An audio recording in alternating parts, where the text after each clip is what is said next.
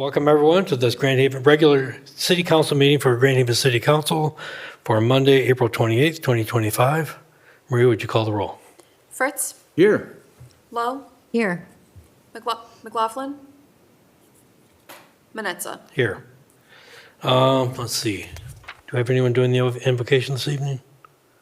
No invocation this evening. Okay, then we are going to go straight to our Pledge of Allegiance. Please rise, we'll do the Pledge of Allegiance. I pledge allegiance to the flag of the United States of America and to the republic for which it stands, one nation, under God, indivisible, with liberty and justice for all. Thank you. This evening, we have no appointments or reappointments to boards and commissions, so it brings us to the approval of the consent and regular agenda.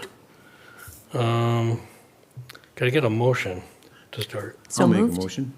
Okay. I'll second. Motion by Fritz, second by Lowe. Changes to the agenda? I'd like to request that we remove item 14C at this time. Okay. Because there was a problem with the language that was presented? Correct. And we'll Okay. bring it back at your next meeting agenda. All right, sounds fair. Anything else? Anyone else? Could I get a motion to amend the agenda to remove item 4? So moved. And I'll second it. Okay, motion by Lowe, second by Fritz to remove item 14C. Would you please call the roll? Lowe, Yes. Fritz, Yes. Manetza. Yes, so now we can vote on the agendas themselves. Would you please call the roll? Fritz, Yes. Lowe, Yes. Manetza. Yes. Brings us to our first call to the audience. This is the first of two opportunities. At this time, members of the audience may address council on any item, whether on the agenda or not. Those addressing council are asked to provide their name and address and will be limited to 3 minutes of speaking time. Council will hear all comments for future consideration, will not have a response at this time. Those not physically present who would like to call in may dial 616-935-3203. Who would like to address council?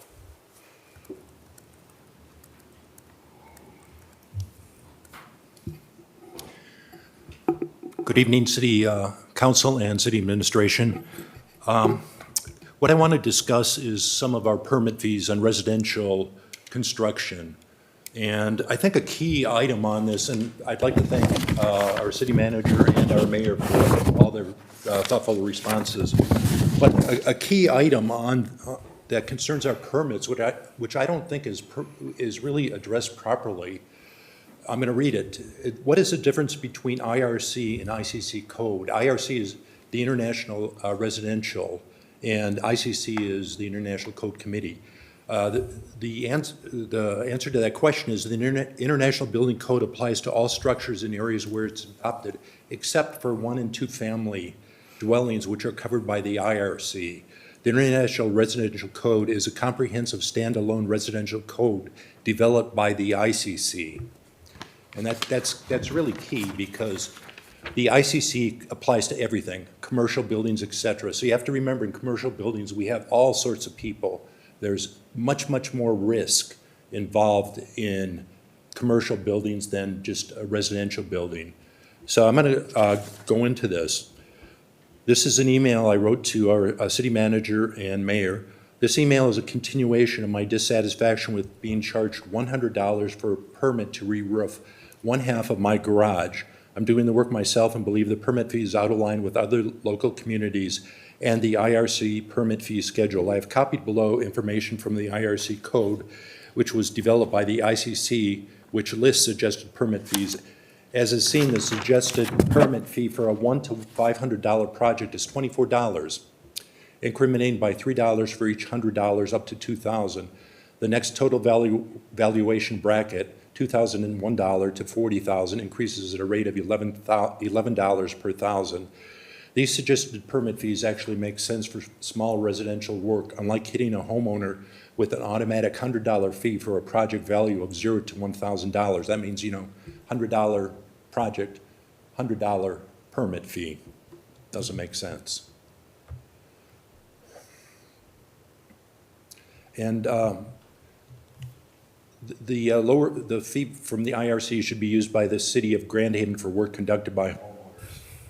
in that value range. I request City Council change the permit fees from a blanket minimum of $100 to the IRC base of $24 with incremental increases as listed below, which is a copy of a screenshot from their suggested fee schedule.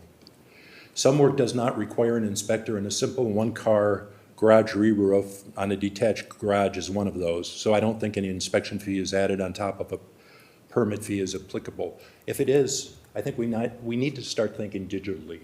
Why on a small project do we drag out an inspector to basically close the permit? What we should be doing is just sending in photos to the inspector. I mean, it's the way business is done now. Okay, thank you, Jim. Who else would like to address council? There are no public hearings this evening, so before we act on our agenda items, this would be the time to speak to council if you wish.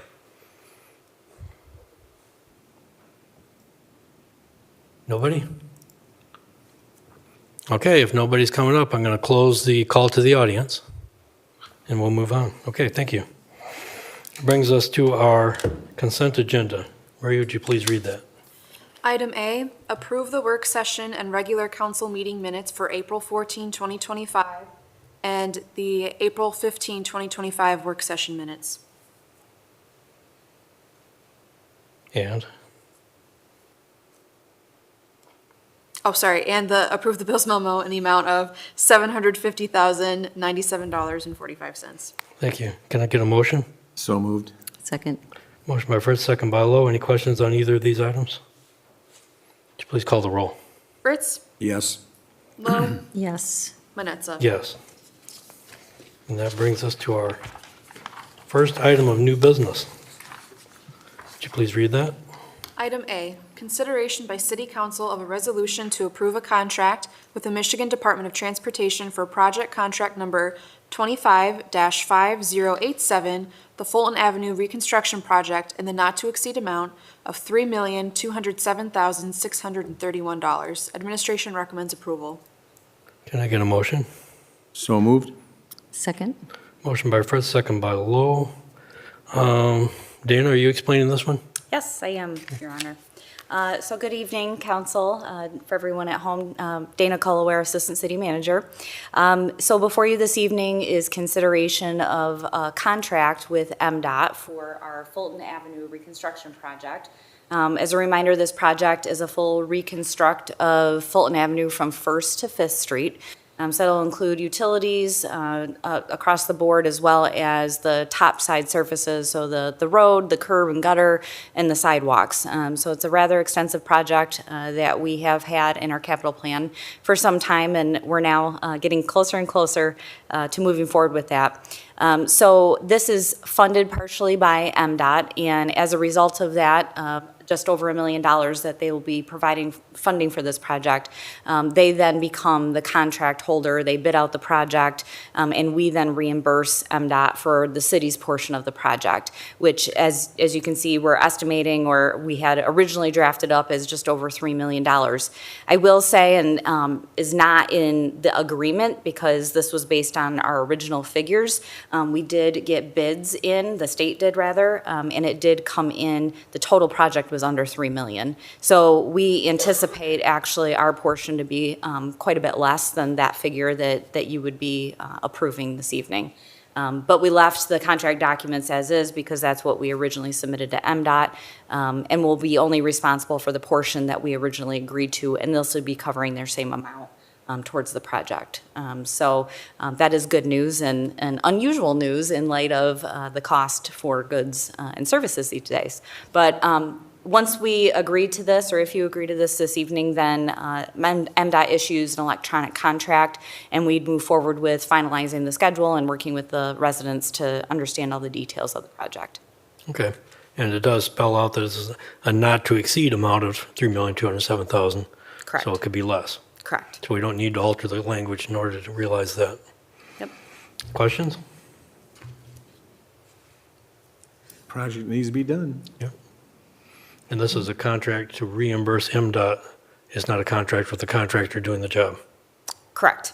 Okay. If there are no questions, would you please call the roll? Fritz, Yes. Lowe, Yes. Manetza. Yes. Next item, please.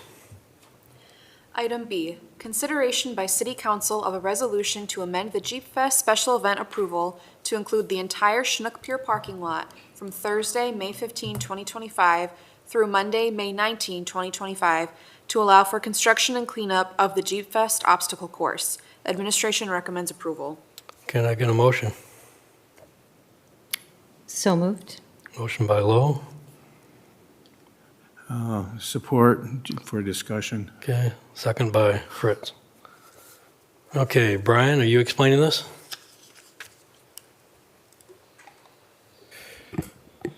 Good evening, City Council. My name is Brian Droz, Waterfront Events Manager for the city.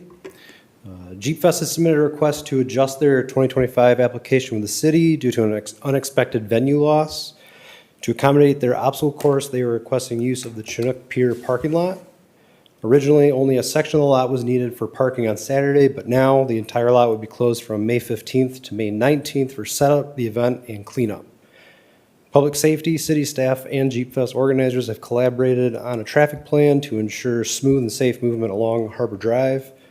Given the evolving use of Chinook Pier, this is a one-time exception. Future obstacle courses will be planned elsewhere. To support the Chinook Pier charter captains, parking accommodations have been arranged at the farmers market during the setup and cleanup days and the marina lot during the festival itself. Jeep Fest has consistently demonstrated a strong commitment to maintaining and protecting the spaces they use. Their attention to detail and partnership with the city makes them a valued event for the community. The Jeep Fest organizer was unable to be here tonight due to some prearranged travel plans, but I can try to answer any questions you may have. Okay, questions? Did you consult with the charter captains and everybody on this? Were they in the loop? We looped in the charter. Did you talk to them? President. Not an email or something like that, blank it out. Did you actually talk to him? I spoke with the charter president, yes. And what was his response? They don't love the idea. That's why we made those considerations to reserve them parking during the event. Trying to be as good of a partner as we can to all groups. I know I've gotten a lot of emails from all of them, I'm telling you right now, because a lot of them are friends of mine, and they're not happy at all. And if you're going to close it down and move them down to by the marinas, what you have on this thing here for that one day, have you ever gone charter fishing? Yes, sir. How far do you want to carry your cooler, for one thing? You want to walk that far with it? No, you don't. Do you want to be able to park your car? Do you want to park a million miles away? No. You want to get there, you want to get on your boat and do your thing. Yes, sir. We have an agreement with the city, with them, that we would have parking spots for them.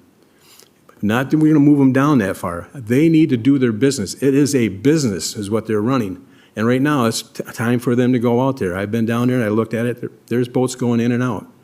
It's what they need to do. But we're going to disrupt them with this. I think if they really wanted to, they could scale down their obstacle course, and a charter boat captain can still end up with their parking that they need.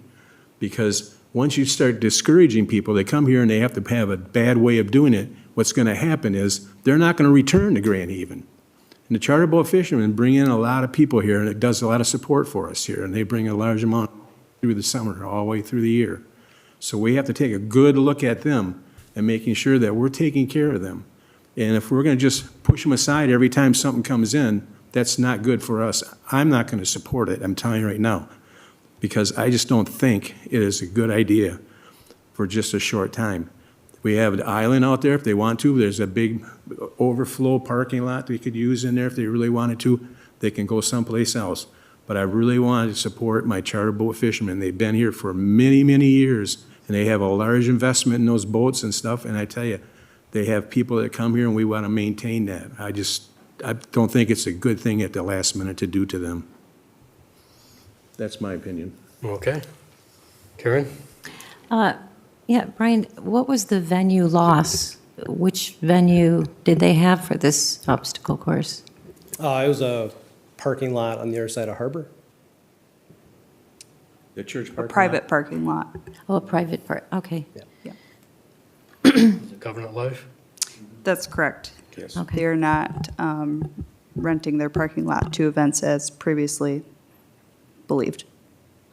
Okay, and that was a last-minute change for the Jeep Fest? Yes, it was. Okay. And then on the alternative parking, if I read here correctly, Brian, you said for the Chinook Pier charter captains, they're going to have the farmer's market lot for the customers on Thursday, Friday, Sunday, and Monday. So there's only one day that they would have to go To the marina lot. to the north end of the marina lot on Saturday. And I would just clarify also, per their agreement, they do have committed to parking. However, they don't have what these are, which is dedicated parking. They will be signed only for charter fishermen operations. So we will make sure that they are reserved and signed appropriately for that. Seems like some reasonable accommodations. As Councilmember Fritz said, we have gotten a lot of, how well has that been communicated to the rest of the captains, the accommodation? Are they aware of the alternative arrangements? Do you know, Mike? I believe they are. I can tell you for one of my best friends sent me an email, and if I read it to you, I couldn't say it over the air. He's very discouraged, and he's talking about all the other people down there too. There's a lot more than just him. I've gotten quite a few of them telling me. I have too, but they seem to be, they don't ever mention what the alternative parking is, and that's why I didn't know if they knew that you guys had come up with an alternative arrangement, or if they were just upset about not having access to About their. losing their area that they usually park, the people come in and park at, is what they're complaining about, is that they have to go all the way down for even the one day. It's still interrupting their business. You have to go all the way down to the marina. And have you walked, I'm sure you have, we've all walked that area where the charter boats are and come all the way down. It's a long haul for them. And if you want your business, you usually like to have parking close to your business, and that, plus also, they're carrying all their stuff that they take with them. Sometimes they like to have a few refreshments with them. They got coolers and stuff.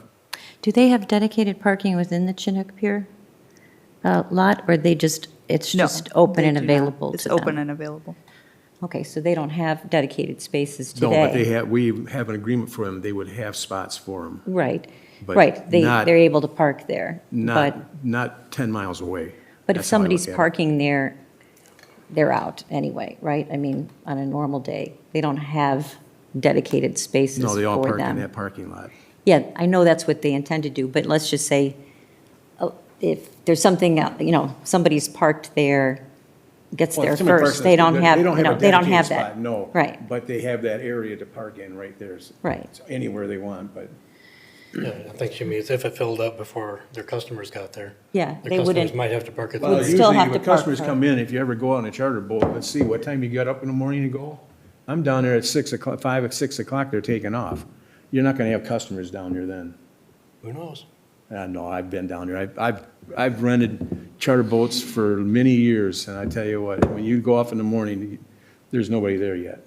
It's early morning, before the sun comes up sometimes, you're taking off.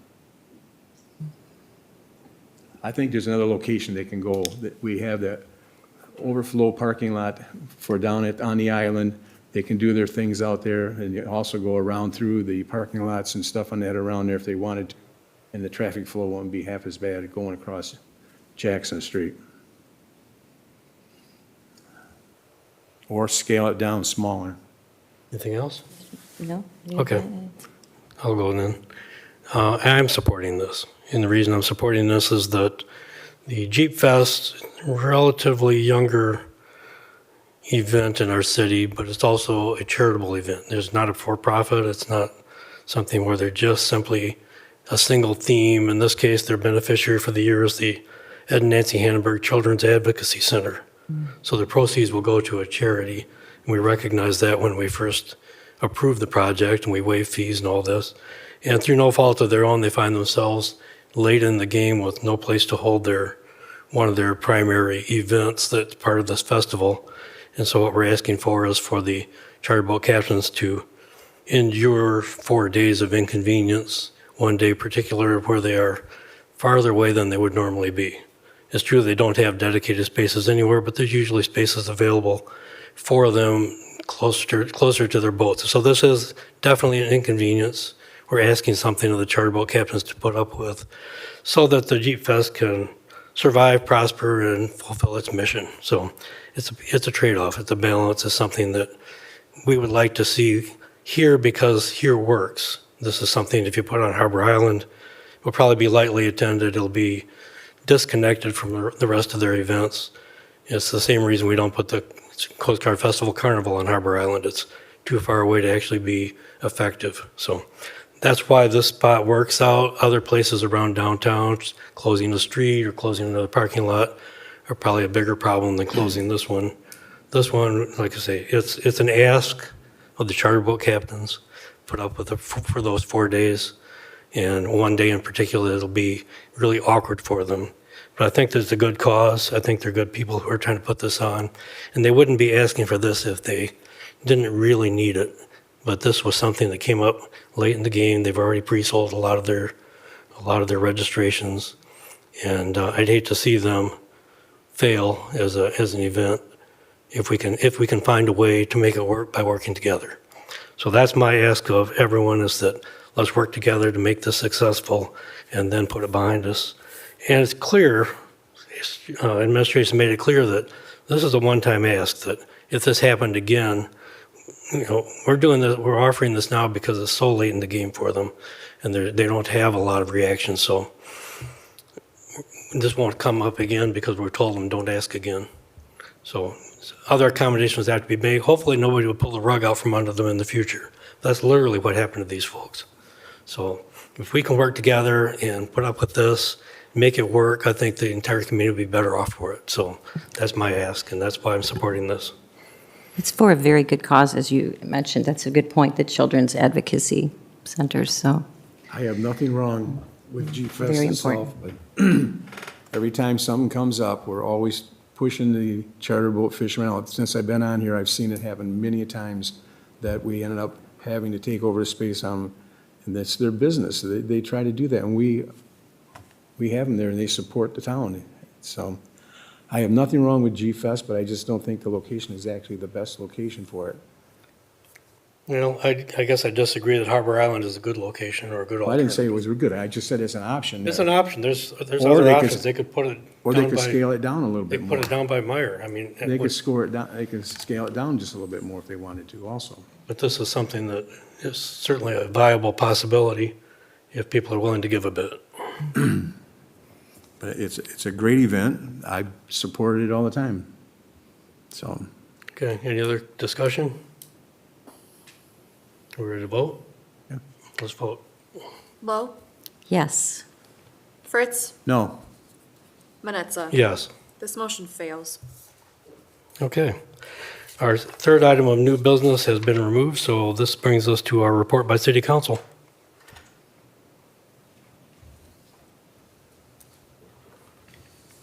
Anybody got a report? I do. I attended our Northwest Ottawa Recreation Authority Board meeting this week, and I just wanted to pass on a couple things. One, a lot of people don't know what the Northwest Ottawa Recreation Authority is and what it does for our community. It really is about building community through families, parks, and recreational opportunities, and it's something that we partner with the area municipalities on. And what you'd be really surprised is how this program has grown. There are adult and youth programs that cover, yes, pickleball. They've got recreation summer school camp. They have archery, fishing, kayaking. We've added mountain biking. And these programs are wonderful for our youth. They have, for the mountain biking, we have partnered with a group that provides bikes, so the kids don't have to have bikes in order to participate in the mountain biking.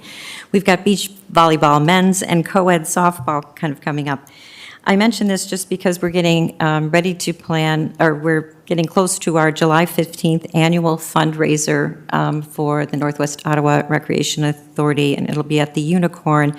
And I just reaching out to everyone, just make sure you mark your calendar, but also we're looking for early sponsors and people who may be willing or able to donate to our silent auction. So just a little note on the calendar, and if you have any questions, please feel free to reach out to me. But it's a wonderful program, and the proceeds not only support all the programming, but in particular support our youth programs that really are particularly help some of the economically disadvantaged and unhoused youth in our community. So it provides such a really, really great service for our community. So I just wanted to put in a plug for that.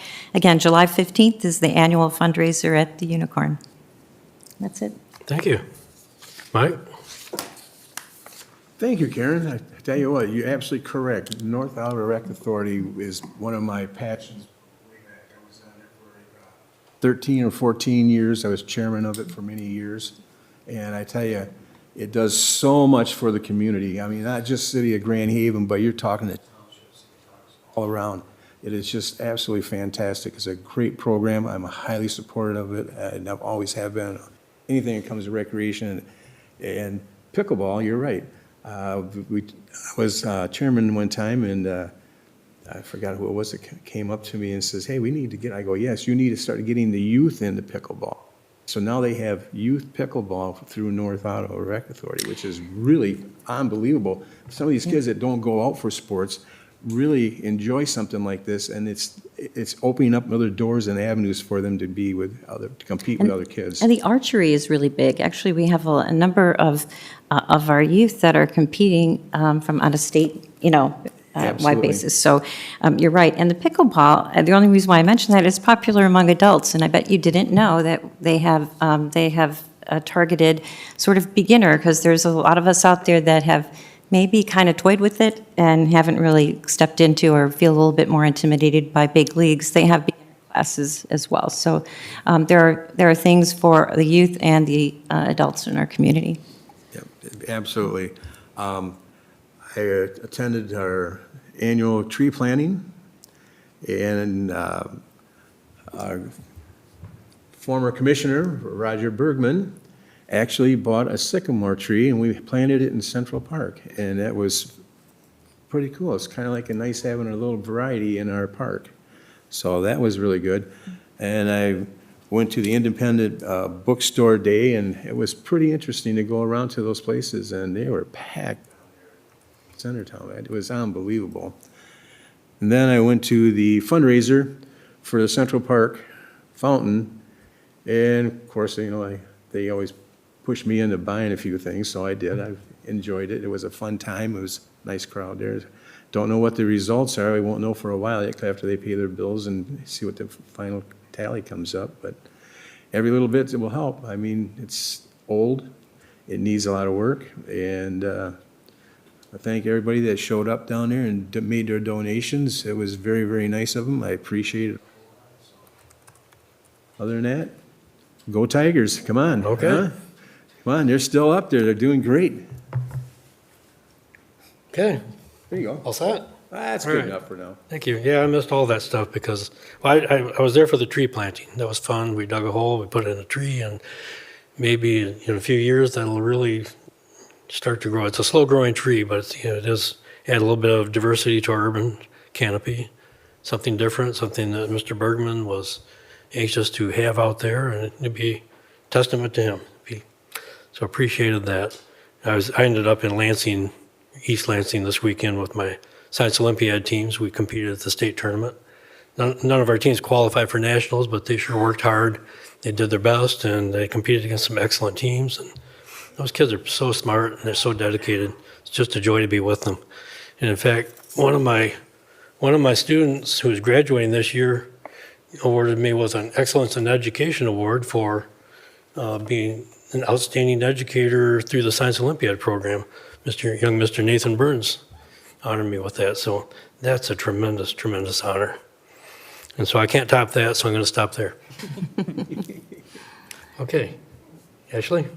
Just have one item. We're looking to schedule a follow-up joint meeting with the Board of Light and Power.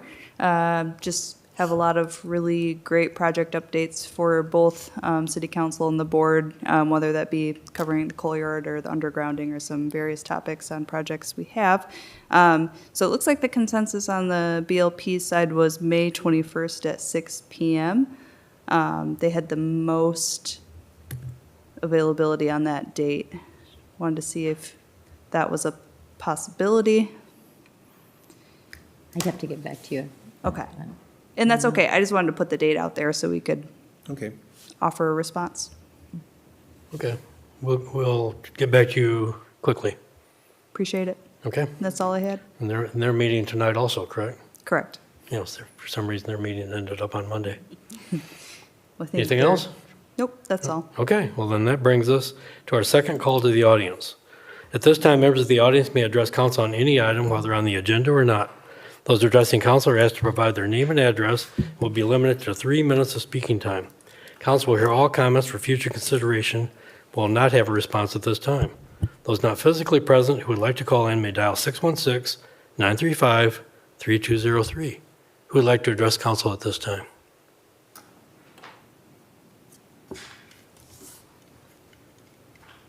Good evening again. Jim Hagan, 400 Lake. I think I forgot that the first time. What I'd like to talk about a little bit is our infrastructure on City Block. We've seen a number of items pop up, such as selling off the public safety garage and then having to build another one, $1 million plus for air conditioning. I really think, and this is sort of a follow-up on Brent Clark's email, which was just excellent. I really believe we need to develop a master plan for redevelopment of the city block. We've got infrastructure that's, pretty ancient, pretty used up. We develop master plans for the city. Let's do it for the city block. Thank you. Thank you, Jim. Who else would like to address council? Anyone? Nobody's running up. You all didn't come here just to listen to me. If nobody's coming up, we're going to close call to the audience. Okay, I'm done. That brings us to our adjournment. So at this point, we will adjourn this meeting. Thank you all for coming.